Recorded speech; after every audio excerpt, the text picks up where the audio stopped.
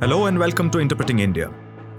I'm Srinath Raghavan, and this is a podcast presented by Carnegie India. Every 2 weeks, we bring to you voices from India and around the world as we unpack the role of technology, the economy, and foreign policy in shaping India's relationship with the world. The 2016 US presidential election marked a turning point in American politics, and more so in American foreign policy. Observers of world politics have been proclaiming the end of America's unipolar moment for some years now.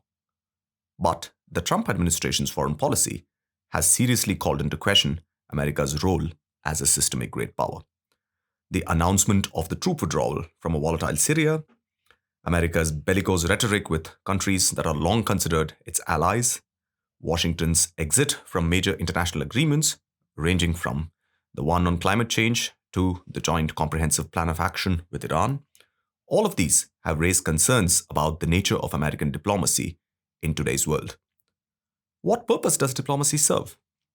What role did it play in America's rise as a superpower, shaping today's world order?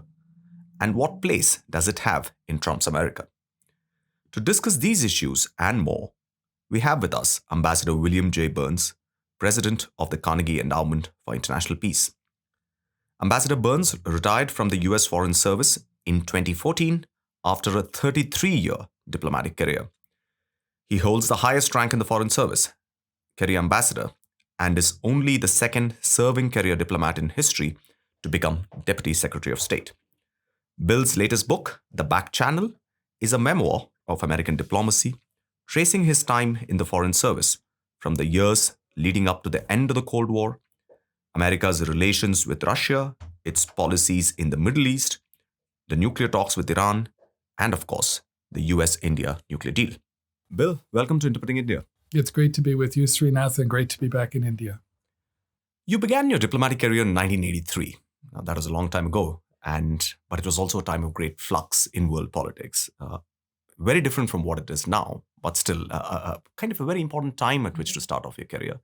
So looking back at all those years and the years since you've been in service, what do you think are the major shifts that have happened in world politics beyond the end of the Cold War and such like things? Yeah, well, I think there have been some enormous shifts. It's now 3.5 decades, since I first became an American diplomat. I joined the Foreign Service at the height of the Cold War, not imagining that within the first decade of my professional service, the Cold War would be over, the Soviet Union would have collapsed. And so the international landscape obviously has changed enormously. In the immediate post-Cold War period, the United States, and I don't mean this as a statement of American arrogance, but the United States really was the singular, uncontested, dominant player on the international system. The world's obviously a lot different today in the sense that you have an intersection, really, of major shifts in the balance of power with the rise of China, the emergence of India as a global power, the resurgence of Russia, and intersecting with, a set of hugely important political, economic, technological, and environmental transformations as well. Alongside that, you have some pretty fundamental shifts in the nature of diplomatic tradecraft as well. Not least the fact that information today moves in far greater volume, at far greater speed, and far more directly than it did when I was a very young diplomat. So the temptation is to assume that somehow diplomats, ambassadors, and embassies don't matter so much anymore because it's so easy for senior officials in one government to connect directly by video connection, with their counterparts in other governments. I think diplomacy, whether it's in America or elsewhere in the world, obviously has to adapt. You need to develop new expertise on issues like how do you begin to set workable international rules of the road on technology issues, expertise in environmental and climate change issues. All of those are enormously important. To be able to make use of information technology and social media is enormously important for today's diplomats. But you have to build that on a foundation, which in some ways is much more traditional, because diplomacy is still a business of human interactions. And so knowledge of history, of culture, of how to navigate other societies and the promotion of your own country's interests, language facility remain enormously important. And they're the kind of irreducible minimum, I think, for successful diplomats today. So, one of the signature features, apparently, of the world in which we are living is the rise of what is referred to as populism. Now, there are many definitions of populism. There is this whole debate, but at least two common features seem to recur in these various institutional dimensions in which it happens. The first seems to be a desire for some kind of an unmediated relationship between the top leadership and the so-called people, whichever way you define them. And the second, and related, is a kind of a distrust of established institutions, expertise, knowledge producing bodies, mediating bodies within societies, and an attempt to portray them as some kind of a discredited elite against which the people have to be mobilized. Now, in this kind of a political context, I mean, how does diplomacy, which has always been seen as part of this kind of an elite institution in most societies, really play out? Well, it's a powerful phenomenon, and it's certainly not unique to the United States. Just as you said, Srinath, that it affects societies, across much of the globe today as well. And I think the first thing we have to do, again, as I say this as a recovering diplomat, is to be honest about the challenge. Because the truth is, here, just speaking about the United States, there is a big and growing disconnect between people like me, card-carrying members of the Washington establishment, and lots of American citizens who, when we preach the virtues of disciplined American leadership in the world, don't really need to be persuaded so much about the importance of American engagement in the world to promote our own prosperity and security, but are a lot more skeptical about the discipline part because they've seen too much evidence in administrations run by both Republicans and Democrats of indiscipline in how we've matched ends to means. So the Iraq War in 2003 was an obvious and tragic illustration of that, but also the global financial crisis, a few years later, and the kind of hubris in American financial policies that contributed to that as well. So you have to be honest about the importance of beginning to reduce that disconnect. And so for American citizens, at least, to be able to convey the message that, as we always tell ourselves, smart diplomacy, effective diplomacy begins at home with, an effective and coherent political and economic system. But we have to be able to argue better that it ends there too, in more prosperity and more security and a healthier environment as well. So we have our work cut out for us, I think, in dealing with that reality.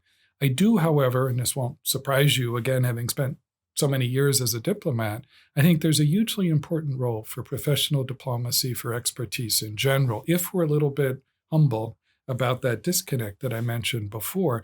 And I think in one of life's ironies, what we're about to see over the coming weeks, the testimony of professional diplomats before the U.S. Congress in the current impeachment inquiry, will actually bring diplomacy to life for a lot of American citizens to associate what is kind of an abstract profession, a misunderstood profession, with real live human beings who aren't part of some deep state, but they're doing their jobs.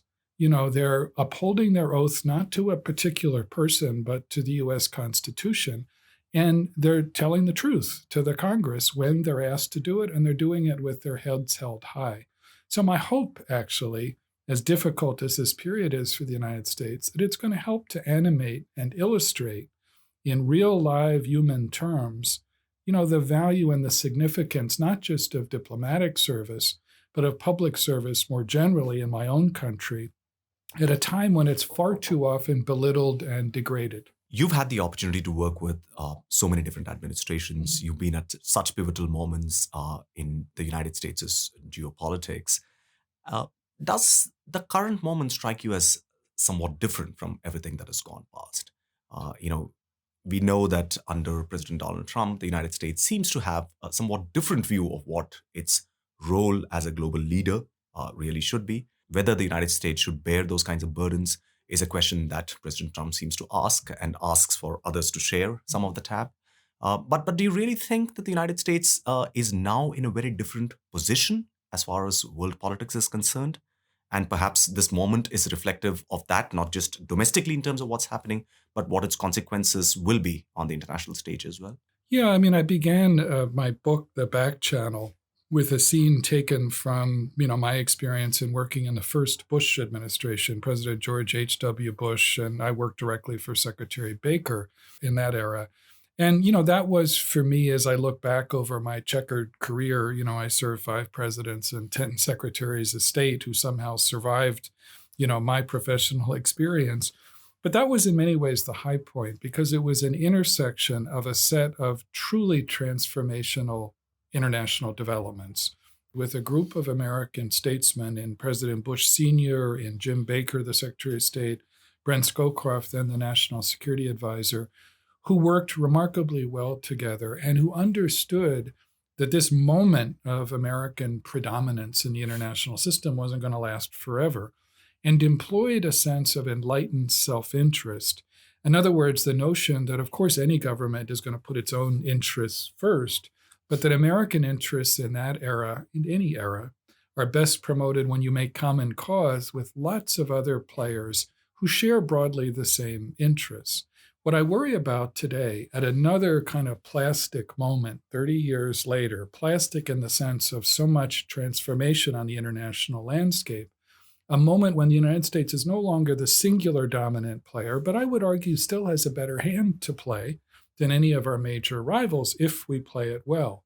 Playing it well, in my view, means adopting that same sense of enlightened self-interest. Instead, I think what you see today is turning that on its head, much more about the self part than the enlightened part, a sense of kind of muscular unilateralism, which sometimes identifies real problems. I mean, I think President Trump has been right to push back, for example, against predatory Chinese trade and investment practices. Where I think he's been wrong, though, is that unilateralist impulse. In other words, rather than making common cause with lots of other players and countries, whether it's the European Union or Japan or India, who share some of those same concerns, we've embarked on second and third front trade conflicts with a number of those. And so I think that becomes almost self-defeating. And it dismantles a lot of the leverage that the United States still has at this moment on the international landscape. And so that's my fundamental concern. It's not a misdiagnosis of some of the problems. It's the prescription, the unilateralist prescription, that I think gets wrongly applied in an era, where actually working with others and effective diplomacy matters more than it ever has for the United States and the world.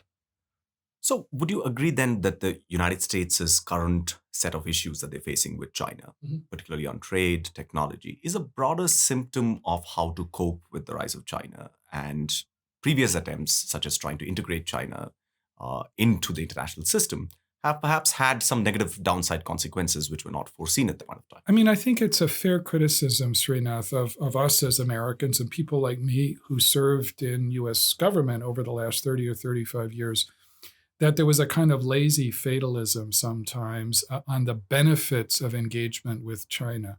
I think what we have to be careful about, though, is not letting that same lazy fatalism cause us to assume too much about the wisdom of containment of China's rise or the workability of decoupling our economies. There are people in Washington today who argue that containment in the old Cold War sense of trying to contain the Soviet Union ought to be the sort of dominant theme in approaching China. I actually think that that's an analogy that doesn't work very well. I think the old Soviet system is much different than the Chinese communist system today.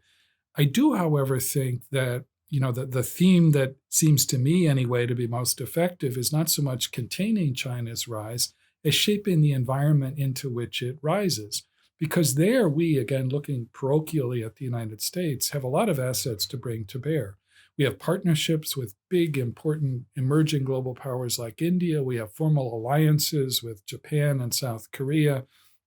We have the capacity, at least, to help set high-end standards on trade and investment, on environmental issues, to work to deepen security relationships, across Asia. Again, not so much explicitly aimed at containing China's rise.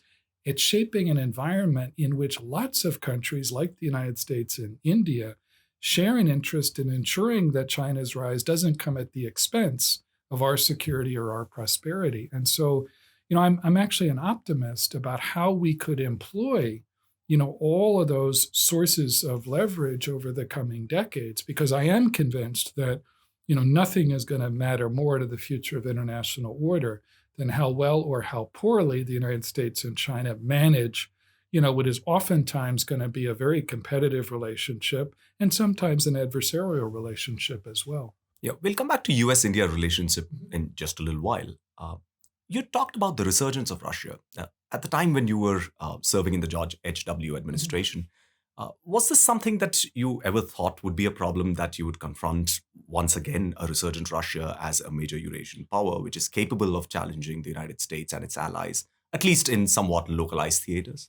Yeah, no, I mean, I think I wish I could say that I had the foresight to have seen, 30 years ago. I first served in Russia in the early 1990s as well. The pace with which Russia could recover at least a portion of the leverage that it had during the Cold War. And also, I think all of us underestimated the extent to which the Russian leadership, especially Vladimir Putin's leadership, would be animated by, a sense of payback. Because in some ways, I think Vladimir Putin, in my experience over the years, is kind of an apostle of payback.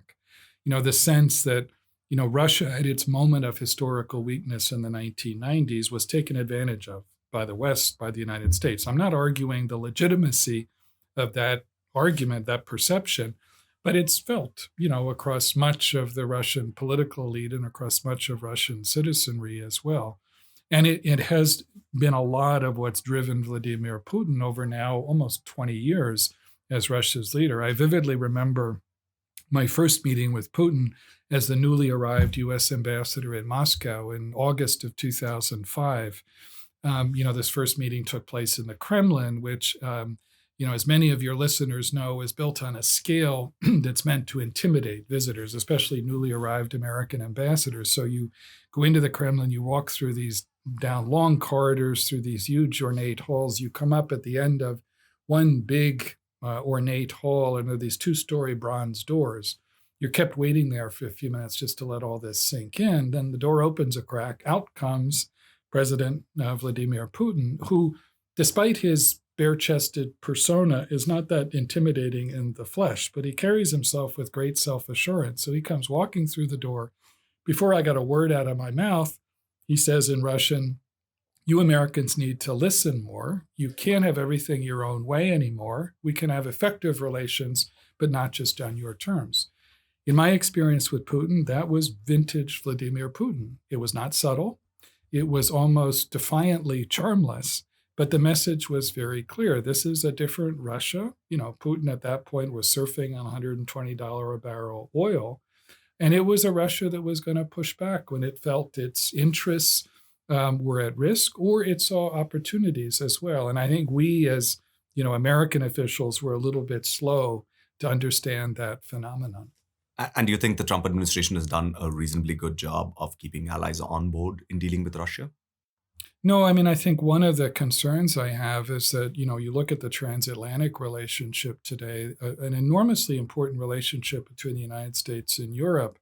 In some ways, as you look at this new era on the international landscape, as important as ever, if you think about, a common concern about China's rise, if you think about the more limited challenge of managing Russia's resurgence.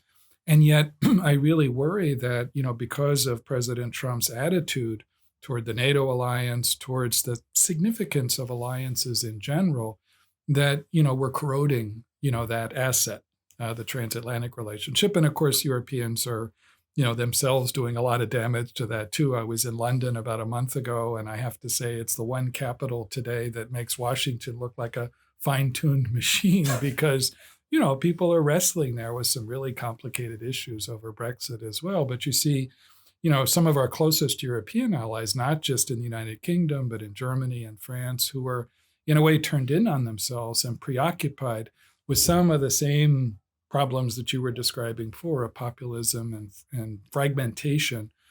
The United States doesn't get a vote in how the European Union organizes itself, but we do have an interest as a friend in a strong transatlantic partnership, not just in dealing with Russia, but as I said before, in looking at the hugely important phenomenon of China's rise. And I think we need to be more conscious of that and invest more in that set of alliances than in this administration we're doing. Another issue which seems to be a running thread through most of your career, particularly from 1983, which is an interesting date to start, is nuclear weapons. And obviously, you began at a time when the US-Soviet nuclear competition and strategic competition used to overshadow everything else. Yes. But today we are living in a very different world where there are other kinds of nuclear challenges. You've dealt with Iran while in office. It's an issue which has become live again. There is North Korea, which is also under active sort of negotiations and discussions are happening. How do you see the threat of nuclear weapons and the kinds of challenges they pose to international security today? Well, I think it's a hugely important and oftentimes underestimated challenge today. I think on the one hand, you see the old edifice, built up in the U.S.-Soviet period and then more recently in U.S.-Russia relations of arms control that's on the verge of collapse. There's only one treaty relationship that exists today, the New START agreement.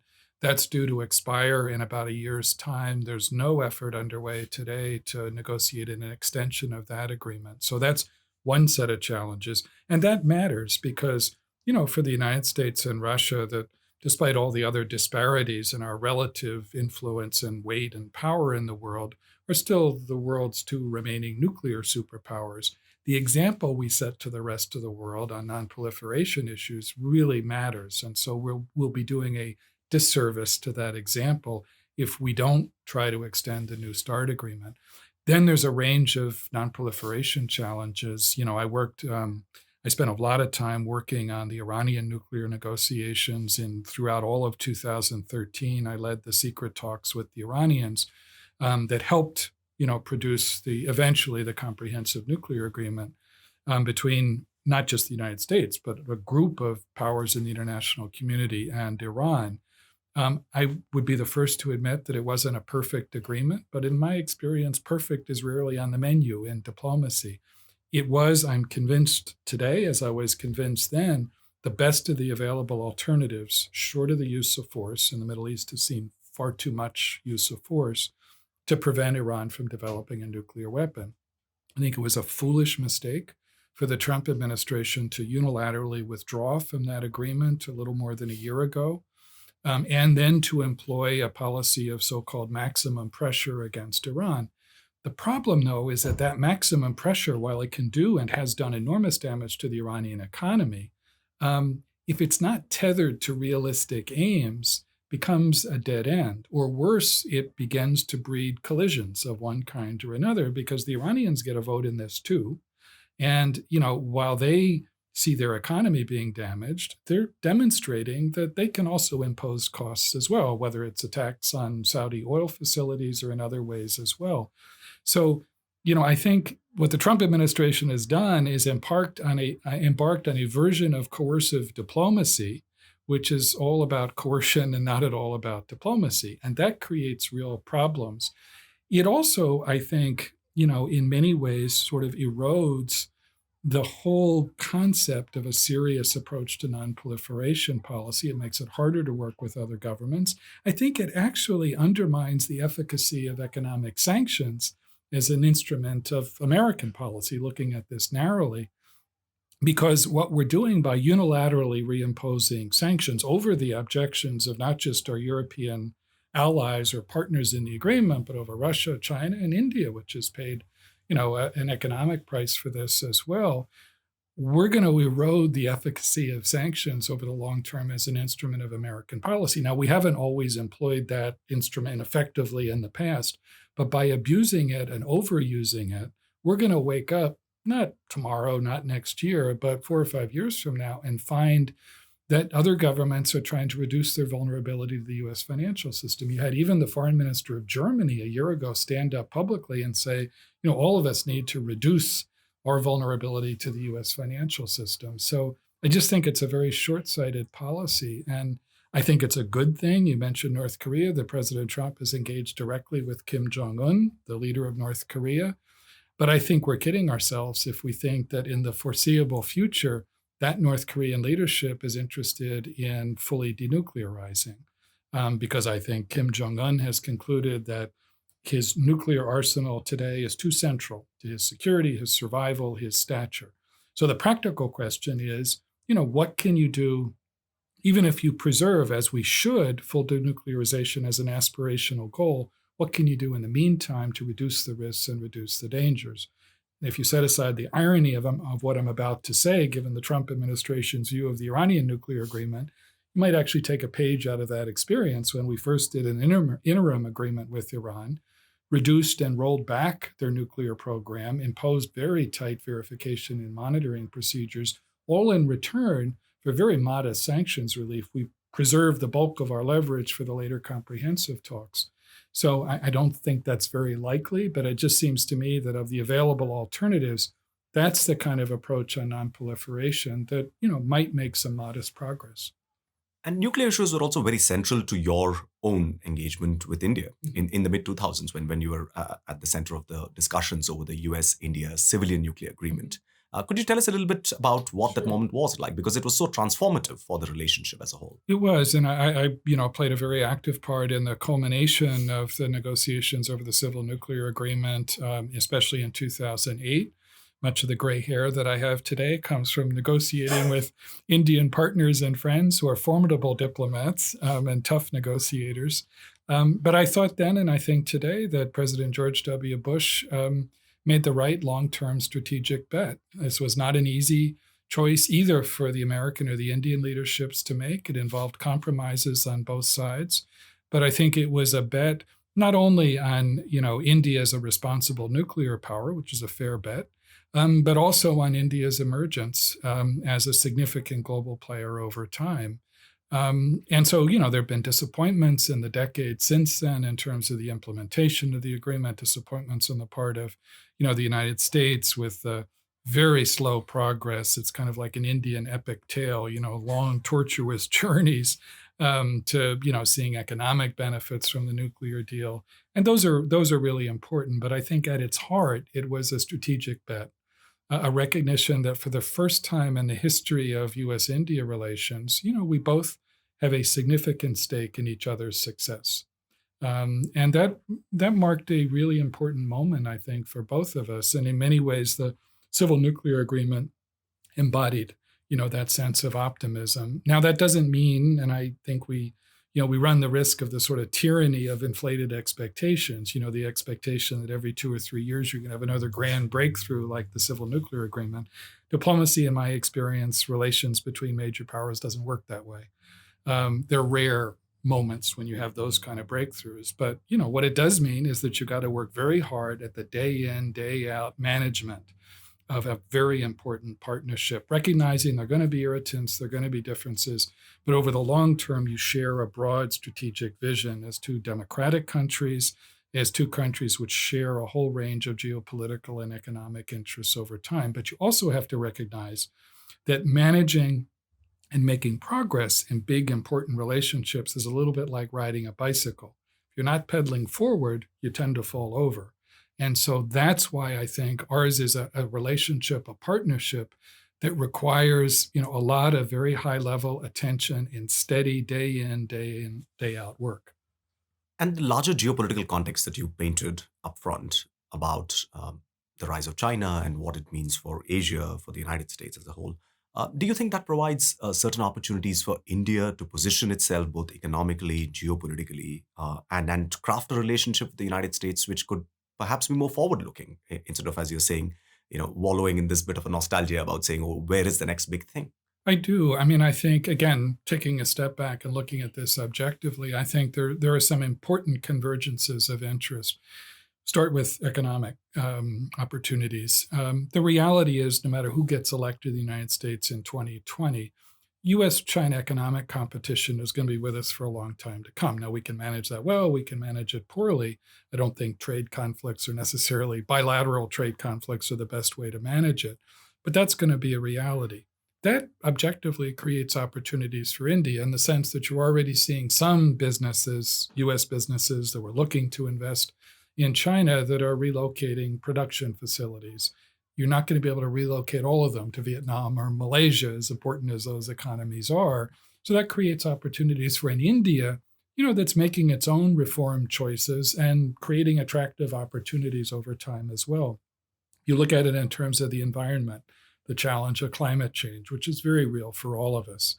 That's an area where the United States and India obviously have a common interest. In security terms, again, even if our explicit goal is not containing China's rise, we obviously have an increasing interest in defense cooperation, not just military exercises, but defense acquisitions. That's a part of our relationship that's grown in recent years and grown steadily. But we also have a quiet interest in cooperating, more actively with other players in the region, whether it's Japan or Australia, who share that same broad interest in ensuring that there are some very basic rules of the road that apply across Asia and the Pacific, across the Indo-Pacific, that help ensure everything from the protection of global commons to freedom of navigation and other issues. That doesn't necessarily put us at odds with China, but certainly reflects a broad common interest as well. So I think in all of those areas, if you focus on that medium-term set of possibilities, it helps you deal with some of the short-term irritants, whether it's the predictable bilateral irritants over dairy products and everything else. I mean, those are real, and I don't mean to minimize the domestic pressures on both sides. But if you keep your eye on what's possible over time, I think that'll help us deal with some of those shorter-term issues. Your book is a wonderful guide towards thinking not just about what are the possibilities for future, but also the role of diplomacy in this. And we will link in the show notes to the book. But could you suggest any other book that you've read lately to our listeners, which might help them make sense of this remarkably swiftly changing world in which we're living? Yeah, well, first I'll make a shameless advertisement for your most recent book, Srinath, in 2018, The Most Dangerous Place, which talks about the United States experience in South Asia, but U.S.-India relations, I think, in a very thoughtful way. And if you want to look at diplomacy in general and how it's changing, first, you can look at sort of the traditional experience of diplomacy. There's a wonderful American diplomat of the Cold War era named George Kennan. He was probably the best known professional American diplomat of the last 70 or 80 years. It's a beautiful biography of him written by a Yale historian named John Lewis Gaddis, which is extremely well done. And then if you want to look at the challenge of diplomacy in the digital age, there's a book written by a much younger British diplomat, used to be the British ambassador in Lebanon, named Tom Fletcher, called The Naked Diplomat. And it's really not about, diplomats running around naked, but it's about, how diplomats in the age of social media can be effective and can function as well. So, those are books that I've enjoyed recently. That sounds great. And we'll link them to the show notes here as well. Bill, thanks so much for being on Interpreting My India pleasure, today. Srinath. Great to be with you.